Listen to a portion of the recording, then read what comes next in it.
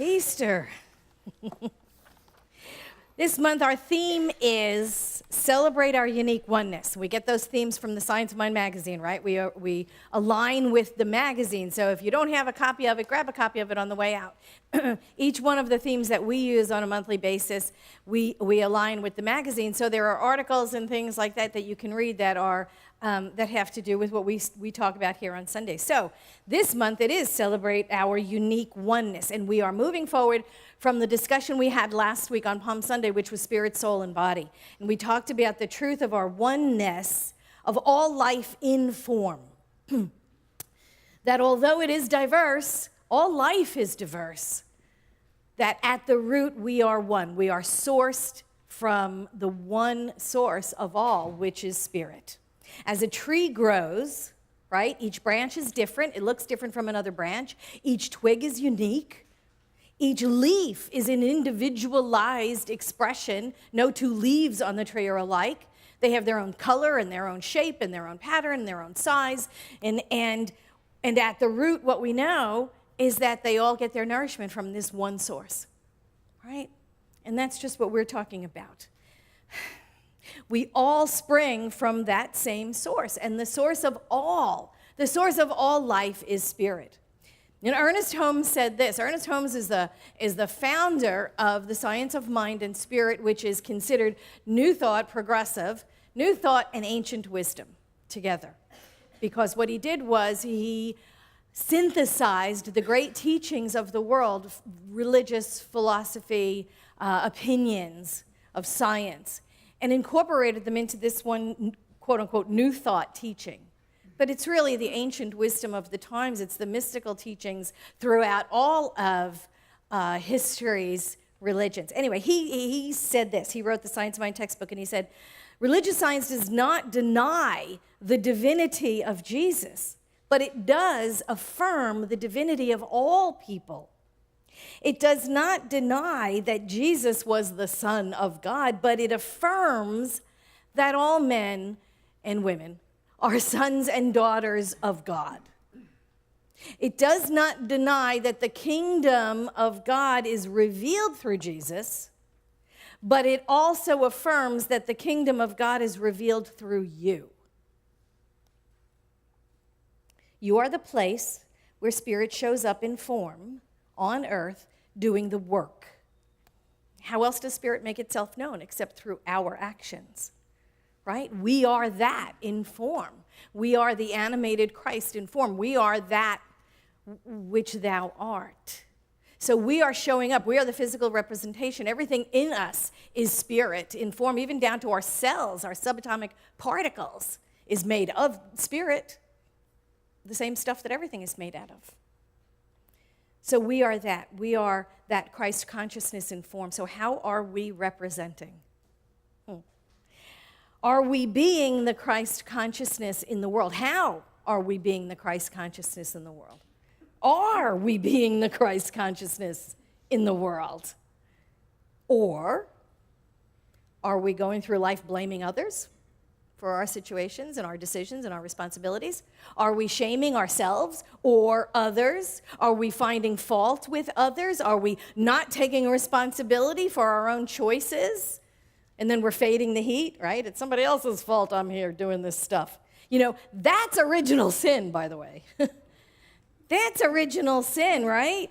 Spirit asked Adam in the garden, what did you do?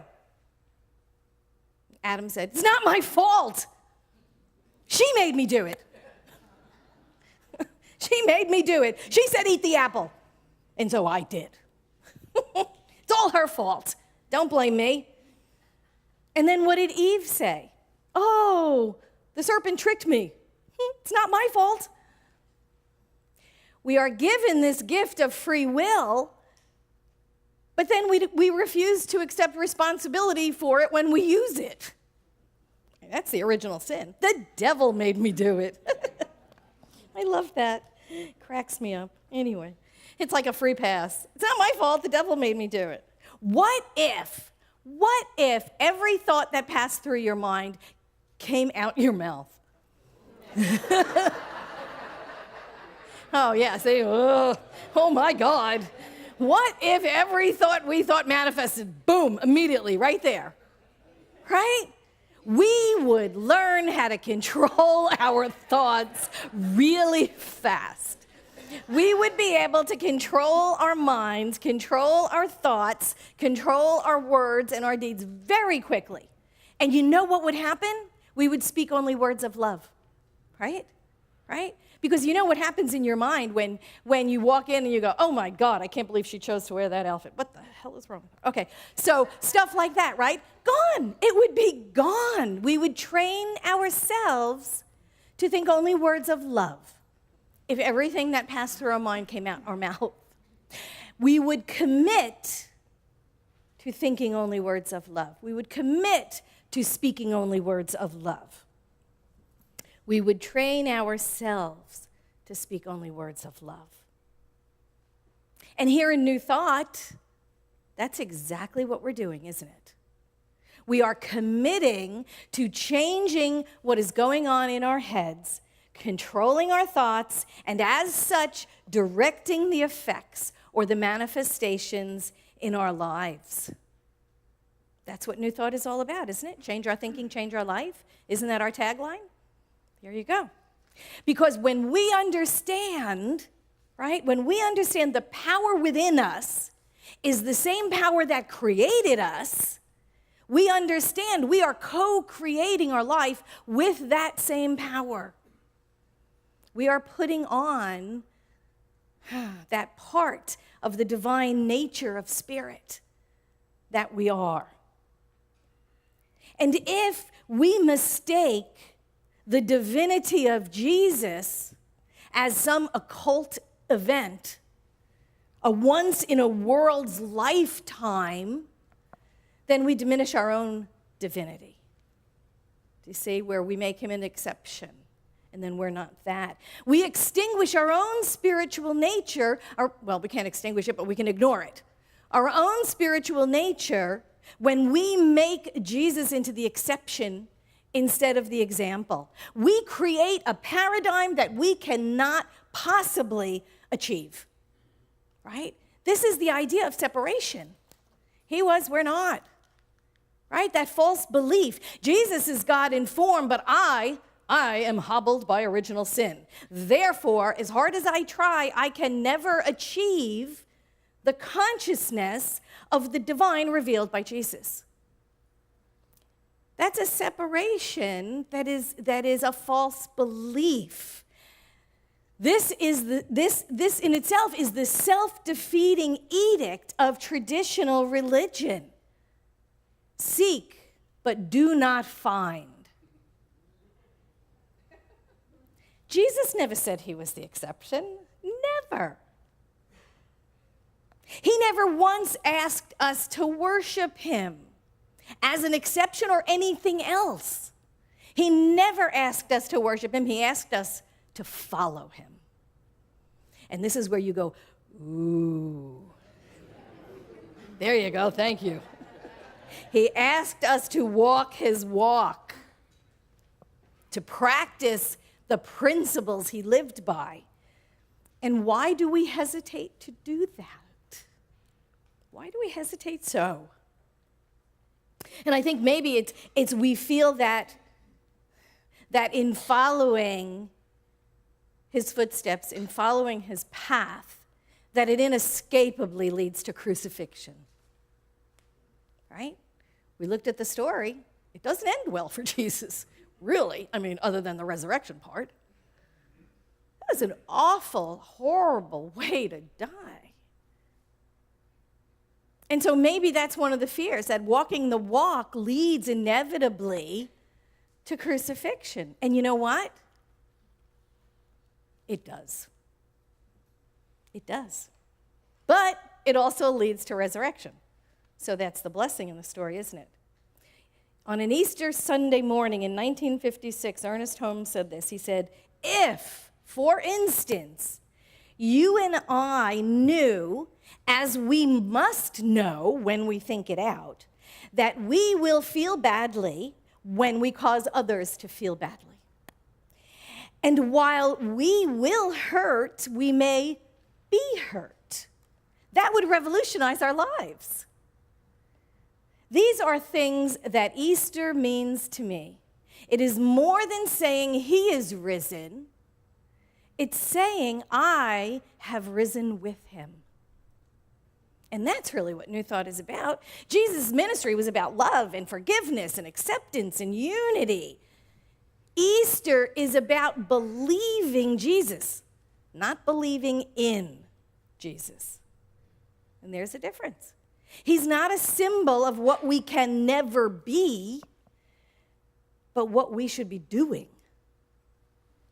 This is our new life. We are recreating the divine life. That divine life is the story of our lives. It is our new life. It is what we signed on to do when we started down the spiritual pathway. Right? It's what we said yes to when we decided to walk the spiritual walk. When we said yes to New Thought, we find out a new life comes with it. And maybe we didn't really know that at the time. And when we said yes to New Thought and to that new life, we didn't realize that death comes with it. But it does. Maybe we didn't know it at the time. We must die to the old. That's really the story of Easter. We must die to the things that no longer serve us if we are to support the person we're becoming. And this is the Easter story: life, death, and resurrection. This is the promise, right? In welcoming in a new thought, a new life, a new way of being in the world, it means letting go of the old one. It means letting go of the old one. And that's the part we find so hard. You know, everybody wants new thought, but nobody wants to change. I love it.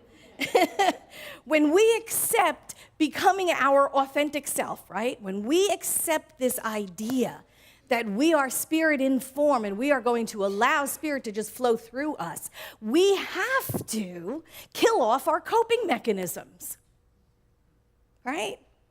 The martinis and the gambling and the getting high and the masks we use and the denials and the passive-aggressive behavior and the cynicism and the, what else? Cynical sarcasm and I don't know what else. All those things, all of those ways of coping, all of those masks we wear in the world, all of those different selves that we show to this person but not that person, all of that stuff that we put on as we go through the day, right? We have to get rid of it all. We are here in a faith philosophy that is telling you that spirit has a greater idea for your life. If you just get rid of the exterior stuff you've put on over the years, that you've built on, and allow your authentic self to shine through, this is a better life. This is a life that you can't even begin to realize at this point what spirit has in store for us. But it's greater and grander and more glorious than anything up till now. And that's what we need to do when we embrace new thought, is we must die to the old. And when we die to all those coping mechanisms, the gossiping and the tearing other people down so we can feel better, and the masks we wear, who am I this time, you know? Who am I in this situation, and who am I in that situation? When we die to all of that stuff to allow the authentic self to come through, to the ego, that is betrayal, isn't it? Because our ego self is going, whoa, whoa, whoa, not so fast. You know, I've got it handled. Don't get rid of that stuff. That's the stuff that kept you alive all these years. Right? Oh, yeah, you don't want to get rid of that stuff. But spirit is right there saying, there's a greater life behind that stuff. That stuff is just coping stuff. I've got the authentic you that wants to burst through that wants to come through and live this greater and grander life. That is the big part. That is the big story of the Easter story, is that dying to the old every time we engage in this new thought. And it's not like we crush our ego or extinguish it. I know there's plenty of new thought writers out there that tell you have to do that. You don't do that. We don't do that.